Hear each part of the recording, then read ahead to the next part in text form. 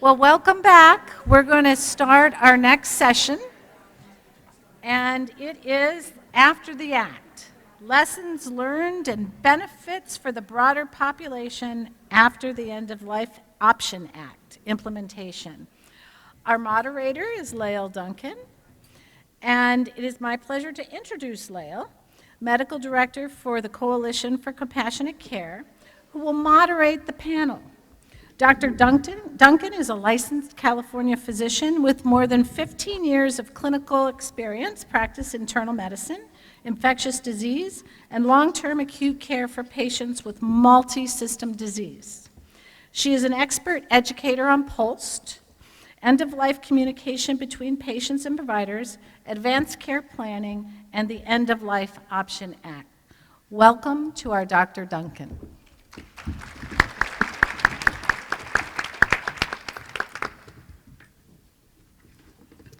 Thank you, Carol. I just want to say thank you to all of you for being here and staying after lunch on the second day. We love to see continuous, excited engagement. I also want to say right up front that every time I address an audience that includes experts like yourselves in palliative care and patient care and spirituality and so many of the different perspectives that you bring, I not only feel that I'm preaching to the choir, but also am profoundly humbled by what you all bring to the organization and to the space and the place that you work and to the patients and families that you care for. So I really want to start with expressing my gratitude about that. So today, we have an opportunity to think a little bit retrospectively and I hope quite a bit prospectively about the End-of-Life Option Act, which was enacted, as you all know, in June of 2016. And what I would like to start with is a recognition of the fact that since the time of the passage of the legislation, a tremendous amount of work and thought and energy has been put into attending to the letter of the law, creating safe and effective policies for patients and families who have questions or concerns about this particular option. And a lot of education has been developed, many webinars and evening sessions and phone calls and notebooks, ethics committee meetings, tremendous number of hours. I would also like to recognize the fact that the passage of the act really did bring again into the spotlight, generally speaking, conversations about death and dying and about the experience that happens for patients and families facing serious, or in this case, terminal illness. And in this space of palliative care and serious illness care, we see that partly, I think, as an opportunity to say this is important for everyone. What we know is that the standard of care for those facing end of life is not equitable.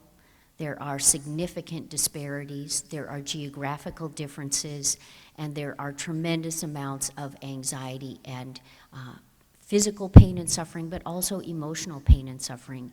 And those concerns are not unique to the population of patients who are interested in aid in dying, but they are representative of all patients who may be entering that space.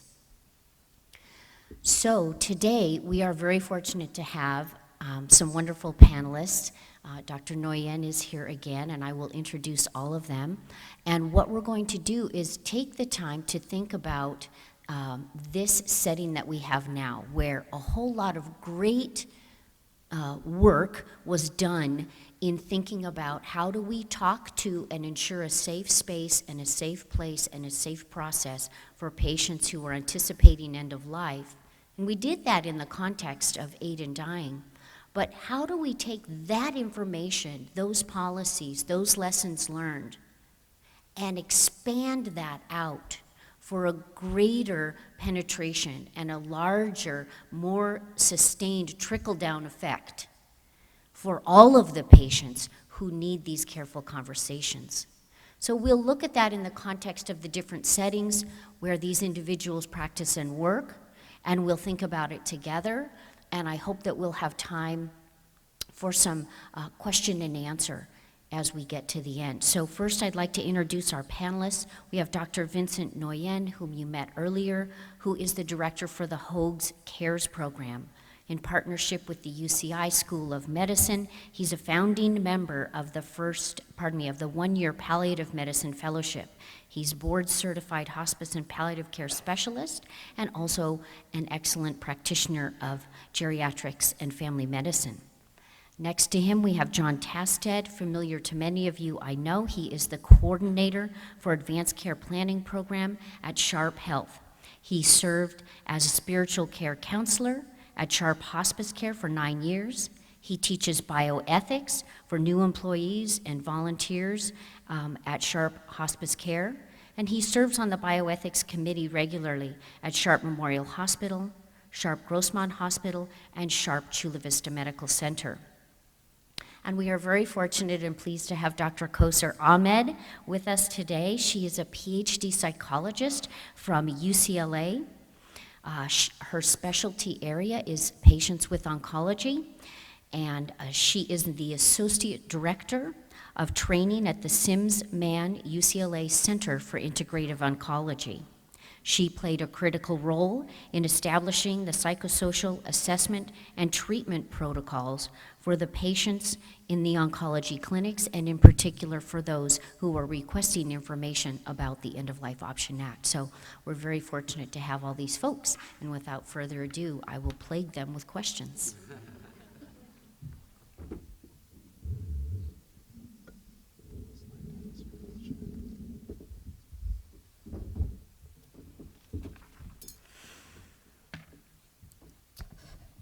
So, John, I'm wondering if we could possibly start with you. And I'm going to ask you to perhaps think back to before 2016 and set the stage for us in terms of what you feel was perhaps the quality and the prevalence of effective end-of-life care conversations as regards planning and making choices in your setting, and also in your region or other areas. Thanks, Dr. Duncan. It is great to be up here and with all of you. At Sharp Healthcare, prior to the 2010, kind of the advent of the Affordable Care Act, as I began the Advanced Care Planning Department at Sharp Healthcare, it was a really, really difficult sell to talk about patient advocacy for informed decision-making, patients' right to forego treatment, patients' right to choose comprehensive comfort care over aggressive interventions. And advanced care planning, even advanced directives and post forms, were still a difficult sell. And we were all in around 2010 pretty enthusiastic about sort of a changing climate, and we had kind of all hammered away through post initiatives, through our local coalitions. There was a growing sense of patient empowerment for healthcare decision-making, and really a really strong desire to complete advanced directives growing through lots of community-based initiatives.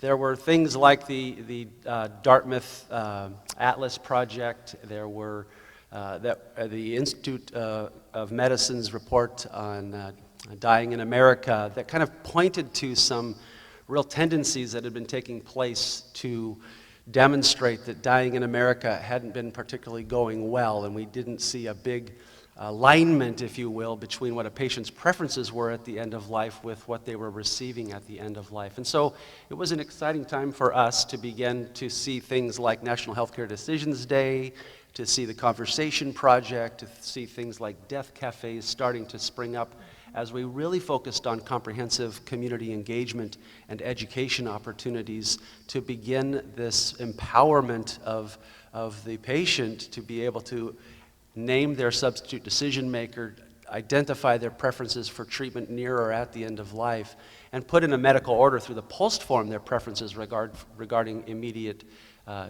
treatment preferences. So it was a pretty exciting time prior to the kind of some of the legislative discussions that were taking place related to the End-of-Life Option Act. And much of that then began to come into focus through the much publicized account of Brittany Maynard and some other cases that were in focus at the time. And there was a lot of discussion that occurred that kind of, I think, moved us more towards that deathing movement, that we had gone through the birthing movement and the transformation of our arrival into this world by redefining labor and delivery.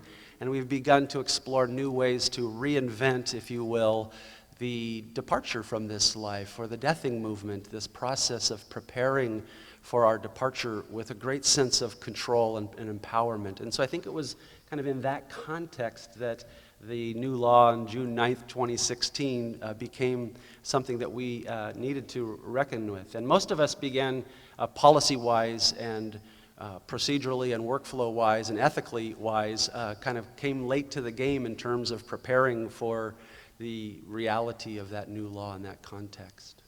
Thank you. Dr. Nguyen, would you like to add anything about what was happening at Hoag and your region? Sure. Well, the work that we've done through the Orange County Advanced Care Planning Partner started like in 2009.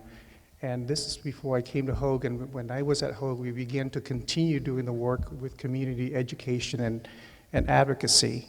And at that same time, about several years ago, when there was alignment between St. Joseph and Hoag, and later with Providence Health, we saw some really, we saw the integration of Hoag becoming something bigger than itself, rather than the two hospitals in Newport Beach and Irvine.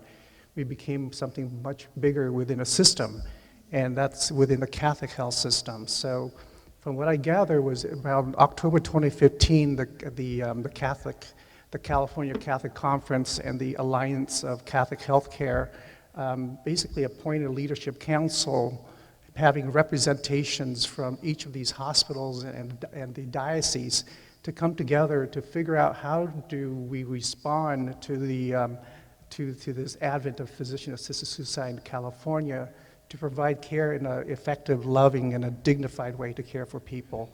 And so I'll be talking a little bit more about that as we go along. So that's what I've seen, and this is the movement that we're doing. So the work that we do with the Orange Advanced Care Plan Partners mainly was for the outpatient arena. Now we're seeing the movement within the health system itself, within the Providence, St. Joseph, Hoag, and we're also seeing at the diocese and within the churches, local churches. So it's really exciting to see where the community coming together in response to the passage of the law. Great, thank you. So I want to highlight a couple of things there. There has been momentum, and I think that was definitely something we were all feeling leading up to the passage of the law. Not momentum specifically for aid in dying, but really along the lines of the importance of advanced care planning and conversations, and we did see that with increasing social awareness. And Vince, you brought out the important role of communities in conjunction with health centers. And I think for all of us, that's a really, really important theme. It's that top-down and bottom-up approach to advanced care planning that we at the Coalition support. So thank you for bringing that up. I want to take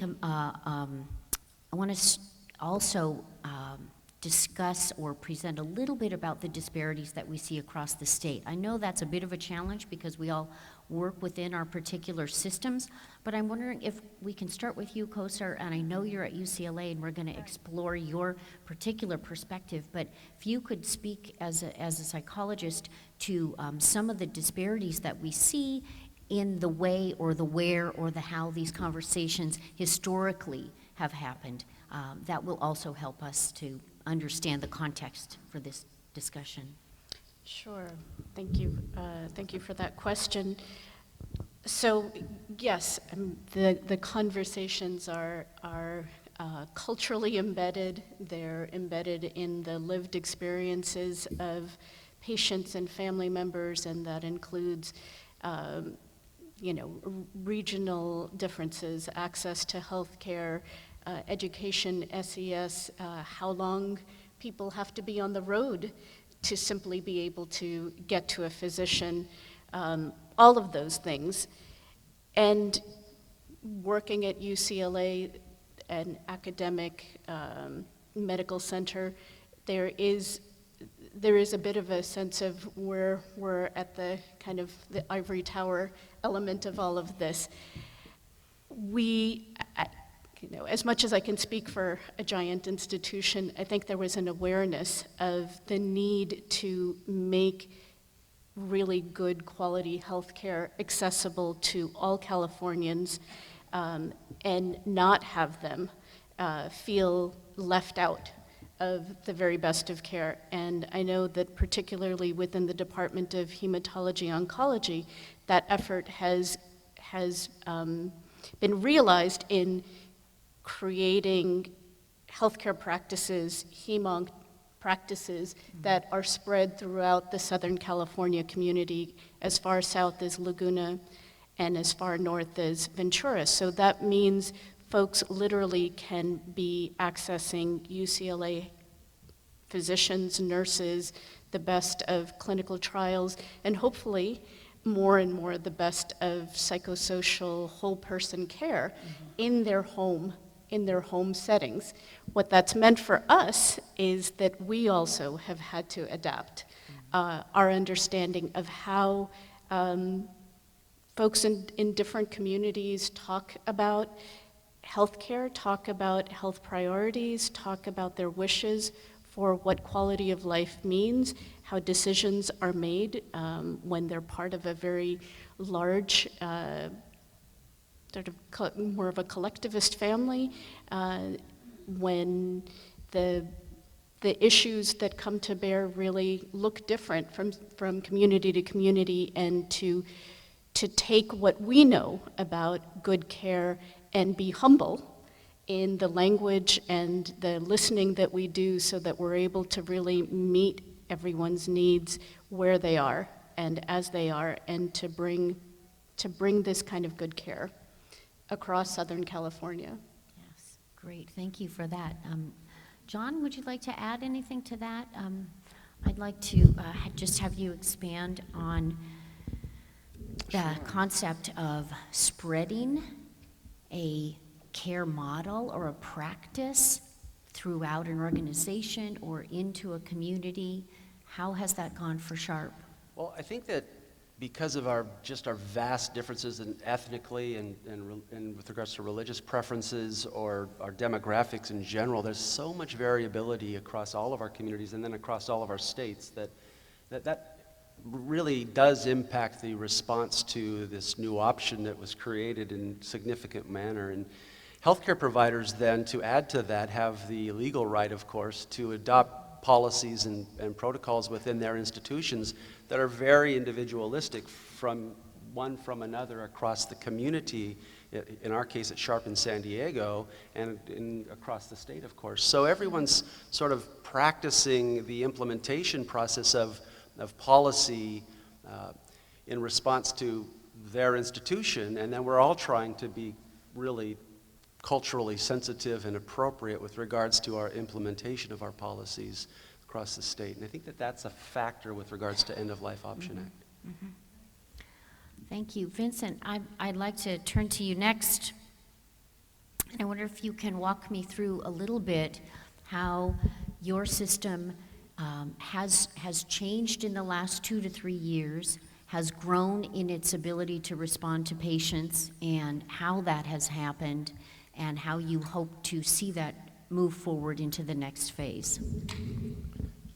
Our stance has always been that physician-assisted suicide or physician aid in dying, while it's legal, we don't see it as being a moral or a loving response for people requesting to expedite the death.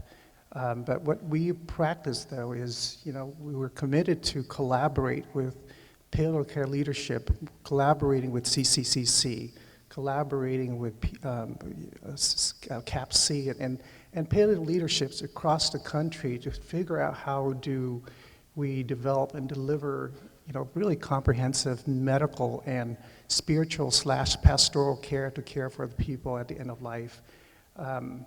It's really our goal, really, even the last 2-3 years, but we're working toward building a model in which we're able to replicate this not just in our little world here in Orange County, but how we replicate it through all the entire state of California, and to be able to share this with other systems who are interested in how do we respond this way. We touch upon with UCLA in a way where you want to provide the best care possible to your members or to your patients.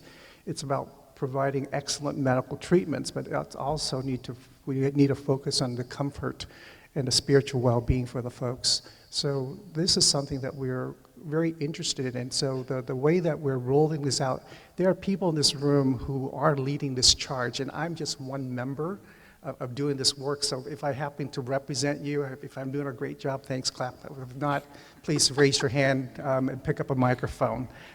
Really, the best care possible is about caring for the whole person as we utilize. But how do we do that? We need to be able to strengthen the available palliative care programs as well. And the reason why we think about this is that, John touched upon what the Institute of Medicine has shared is people are dying badly. How do we respond to people dying badly is to figure out how do we change the system to improve it for them. And the other thing is develop and implement training programs. We have folks who are interested. Within the church, we focus upon, clothing the naked, feeding the hungry, and sheltering the homelessness. So caring for people that are sick and vulnerable is really part of that response to, people who are suffering at the end of life. Yeah, thank you so much.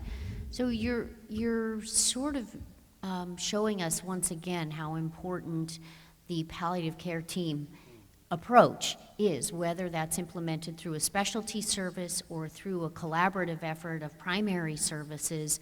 That model for patients facing end of life is critically important, I think, for many of us. And yet we know from the California Healthcare Foundation's wonderful and extensive database that there are dramatic shortages and disparities of palliative care services and experts and healthcare workers across the state. How can we create, I want to say Band-Aid, but really sort of put some patches into place as we struggle to grow those services and create new systems for the patients who maybe are not fortunate enough to be in your system or your system or your system? And I wonder if we could think as a group for a minute about that, and I'll take maybe an answer from you first, Koser. And as you begin that piece of it, could you tell a little bit about what has happened at Sims-Man in terms of trying to explain, trying to educate non-palliative care doctors, non-ethicists, non-end-of-life psychologists about the importance of this work? Because I know you guys have done some really great stuff. Absolutely. The question you asked initially about what has this, the challenge to implement this act, how has it changed the way that end-of-life care is provided across the board to all patients, I think is a really important question. And I would begin that by saying, by forcing everybody who is a provider to acknowledge that dying happens, even in the most cutting-edge healthcare system. And that's not a small thing. And that not only does dying happen, but that patients and their family members have real cogent, thought-out, carefully considered, important perspectives about what dying looks like to them, what it means to them, what they want as they approach that, and as they move through their trajectory of treatment along the entire spectrum. As psychologists, as the folks on the psychosocial end, we have no access to prescription pads. We don't prescribe drugs. We don't do anything in no that. Psychedelics for your patients. And no psychedelics either. But what we do is that we are at ground zero for when those first conversations happen. You can't tell someone that they are dealing with a cancer diagnosis without having them immediately think about, what does this mean for the rest of my life, and how long my life will be, and what does this mean for my dying? So we're invited into those conversations almost immediately and develop a certain kind of familiarity and comfort and, as I said before, an understanding of the unique language of that particular person and that particular family in what they can address and what they have difficulty with. That allows us to be able to continue those conversations as we move forward.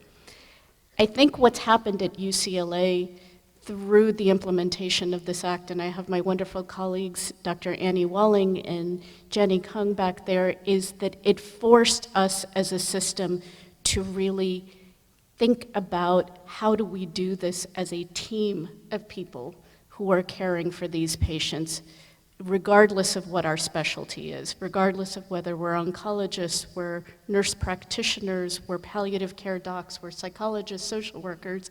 We all have a role to play. We all have conversations to be having, and to not prioritize one set of conversations over another, but to really integrate them and to pull that together.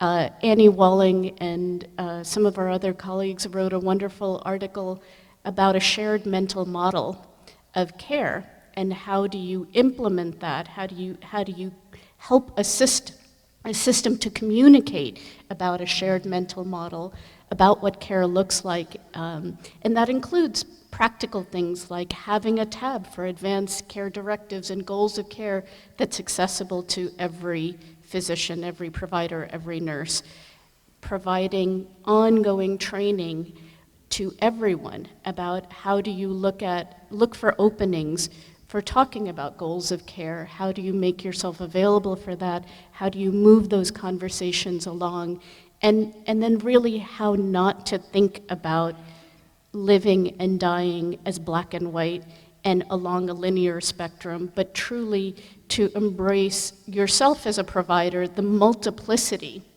of hopes and fears and possibilities that our patients are living with every day, and how do we support them in the conversations that we are open to having with them, and then documenting those conversations and using those conversations to really develop plans that help them and that evolve with them. I'm not sure I answered your question, but I'll come back to my question. You're not off the hook. So you mentioned the importance of process and training. Obviously, tracking documents and being able to keep track of information is critical, partly because that system is what outlives a warm body that you've trained, Exactly. and that's so important as we hope to leave a legacy of caring and of practices that honor each patient. So let me address you again, John, and tell us a little bit about the process that you use in SHARP to ensure that these conversations are being held with patients who are experiencing or have been given a terminal diagnosis. And please also share with the room, do you think it's happening regularly in all the settings where it could be or should be? And how do you see that at this point in time? Yeah, I think at SHARP we've had a real strong commitment, like Dr. Nguyen at Hoag, to really up the game with regards to palliative response to patients' inquiries for support and physician requests for assistance with those difficult conversations. So our inpatient palliative care presence has really grown. Historically we've had a fantastic outpatient or home-based, community-based palliative care program through Dr. Hofer's initiative in Transitions, where it's that documentation and that conversation is built into that. In terms of documentation, stewardship, review, we have worked diligently with our processes and our electronic medical record just to make sure that conversations are more visible than ever before on the EMR for all clinicians in multidisciplinary fashion.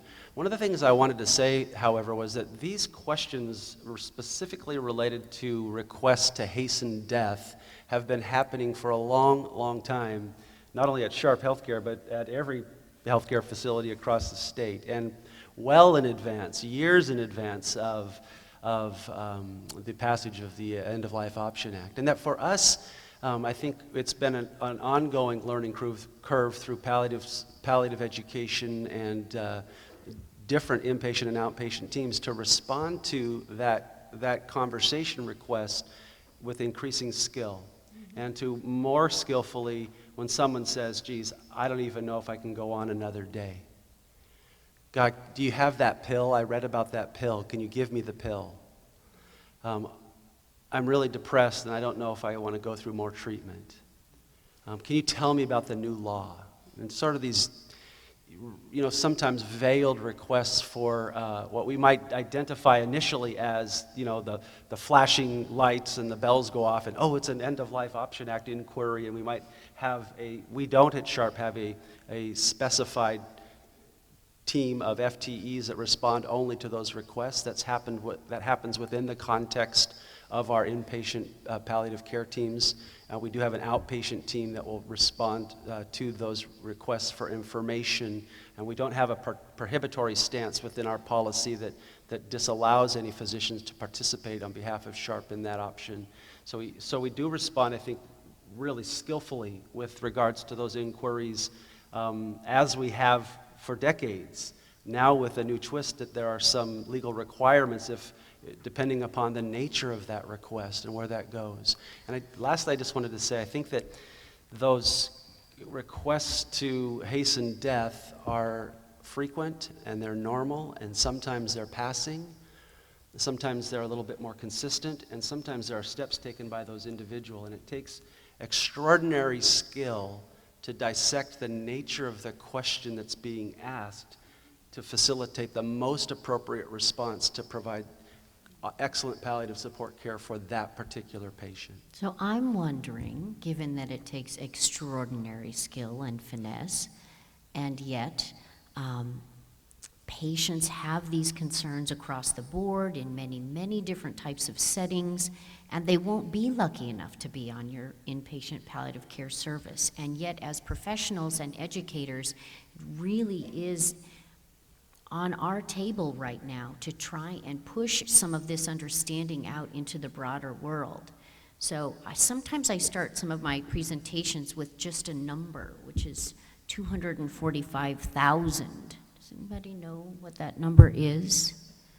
That is the number of people who die every year in California. That's a that's a big, big number. And if we are going to provide, and let's say many of those are from trauma or something very sudden, but many of them, and a growing number of them are going to be older with complex medical illness, multiple comorbidities, and are going to need this kind of care and conversation, the mental model that you described, Koser. So what specifically can we do as leaders, and everyone in this room, I charge you, to bring our colleagues and our friends and our families into the understanding and the skill space so that these conversations and this kind of care can happen more generally speaking outside of the silos. Shall I start with you, Vince? Yes, I'd love to tackle that one. I mean, I'm very fortunate to work in a very beautiful hospital with lots of resources and so forth. And people and families are really appreciative of how lucky they are to be at Hoag to receive such wonderful palliative care from our team. But that's wonderful to hear, but you often think about, well, what about those people who don't have access to palliative care? What are people who don't go to Hoag? They may go to another hospital down the street. And so one of the beauty I see is with the SB 1004, it really expands palliative care services to those who are underserved. But then there's not a whole lot of us to be able to go out there and reach these people with these, let us help you with these wonderful resources that we have. And so how do we bridge that is, I really think the next stage is really with telehealth. And this is something that I'm bridging upon, and really work with health plans, working with payers to see how can we bring telehealth to those people who are just too darn weak to go in to see me in a clinic, or maybe the only time to get to see me is when they end up in the emergency room or in the ICU or hospital. So how do we create a model to bring care to the patients and family and train the forces to do that? And so in our program, we're very committed not to just training physicians and fellows, but we have a pastoral program. We also have interns, residents, and social workers and so forth, and PAs and NPs who rotate with us. And we say, well, maybe we can't do a whole lot for the community, but at least we can only do what we can with what we have. And we're going to continue to build and inspire and instill to those people who come to us and say, well, you're charged to go out there and start the domino piece rolling. And that's what the perspective I have regarding this. Great, that's really important work. So teaching and educating others, role modeling, I think growing the workforce in any way we can, and then extending the workforce through technology like telehealth. All great points. Kosar, I'd like to come back to you for a minute. You work in a very unique setting. You call it an ivory tower. I think many of us do. It's the Holy Mecca. And many patients go to your facility because they believe that they're hoping for that miracle, that they will get the top of the line, the most experimental, the most amazing. So there's a mindset among many of your patients that may make advanced care planning quite challenging. And in this stage, how do you feel the impact of the work that you've been doing at Simsman and with the oncology patients? Is that growing outward into the general population of UCLA patients, and in particular down into the primary care clinics or the specialty care clinics where we know those patients are somewhere on that trajectory? How is that going for you? I'd like to say that it was further along. It isn't quite yet, but I think what is happening is an awareness that these concerns exist among all of our patients, and that all providers at UCLA have a responsibility to be open to the kinds of questions and the conversations that are needed. We are providing that kind of training, as you mentioned, as Dr. Nguyen mentioned, to fellows, to NPs, to nurses, to our interns, social workers, everywhere within the system. And I think it is about, partly breaking out of that hierarchy of the only conversation that matters is the one that you have with your physician, and the only conversation that matters is what your physician says to you. So part of the work that we do and that we want to spread is empowering our patients as well and educating them in how to have difficult conversations. In the article that Dr. Walling wrote, there's a lovely definition of the work of palliative care as facilitating understanding of patients' needs for physicians and vice versa, facilitating physicians' worldview to patients. And one of the most important things that I do for my patients is sit down with them and say, when you talk to your doctor, what feels like gets in the way? What would you most like your doctor to know? What do you need them to understand about what you're struggling with physically, what you're struggling with in your quality of life? And can we talk about what your goals and your hopes are, what you'd like to be able to achieve, and invite them into a conversation about how do we do this together? And I actually got to witness one of my patients who kindly invited me into the consultation room with her physician, and the physician nervously allowed me to be there. And I could see where they kept missing each other, where he kept wanting to talk about statistics and numbers and studies, and she kept wanting to talk about, but what will I be able to do and what will I not be able to do? And with just a little bit of preparation that she and I had done beforehand, she had a list in front of her where she could say, so here's what I'm thinking I'd like to be able to do in the next 6 months. And can you tell me, I know you don't have a crystal ball, I told her, you gotta get that out of the way, say it before he does. You don't have a crystal ball, but based on your expertise, your knowledge, and your work with other patients like me, can you help guide me about what is doable here. And one of the items on her list was she'd fallen in love with an apartment that she wanted to buy and renovate, and this was a really, really special, important dream for her. And I watched him take a deep breath, and I could see how hard it was for him, and this was the last conversation he wanted to be having, but he actually said, I'm not sure that you have 6 months to be able to do that. And she took a deep breath and said, thank you so much. You have no idea how helpful this is to me. And they both breathed, and they were in a different conversation and a different relationship. And they went about taking care of what needed to be taken care of because of that very simple intervention. And that you don't need to have a PhD to be able to do. You don't need to be a palliative care doctor. That's something that all of us can be thinking about, and we can take to our loved ones, our patients, take to everyone who ultimately at some point, all of us included, are going to be in the position of having those conversations. And can we help our physicians to have them with us? The role of patient empowerment. Yes. I love it. So we only have a couple minutes left, and so I'd like to give each of the panelists maybe just a minute or two to make any recommendations that they might, as high priority items for moving conversations upstream, for assisting colleagues to learn some of these nuanced conversation skills, or just to raise awareness about the need to listen to the patient first. Any of those things. So I'd like to, we'll start with Vince, if that's all right. I started saying that, caring for the person, we care for the whole person medically and socially. And when people die badly, we see that as a public health concern. And with any public health concerns, we put programs and things together to help people. So when we talk about people who are dying and with a serious illness, we take care of the public health concern by not alleviating the illness by getting rid of the person with the illness, but try to figure out what's the underlying cause and help them through this.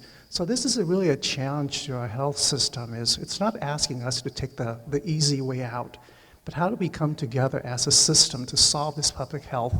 And having this conversation, how do we walk together? How do we journey together? Accepting, yes, there's differences in our philosophical upbringings or how we approach this, but we really are focusing how to improve care for people at end of life. And it challenges us because it's also caused what I see as a productive friction. And through this productive friction, I think we can make a better way of how to care for people much better with excellent medical care, with compassion, with kindness, and all the goody two-shoes on there with a cherry on top. So thank you. Thank you. So I'm getting the dreaded 0-minute time card, the cutoff sign. I'm going to give my panelists 15 seconds to say whatever. If you have a gold nugget, now is the time. I've just talked to so many patients who've had inquiries about the End-of-Life Option Act, and they often begin with the statement, I just don't want to suffer.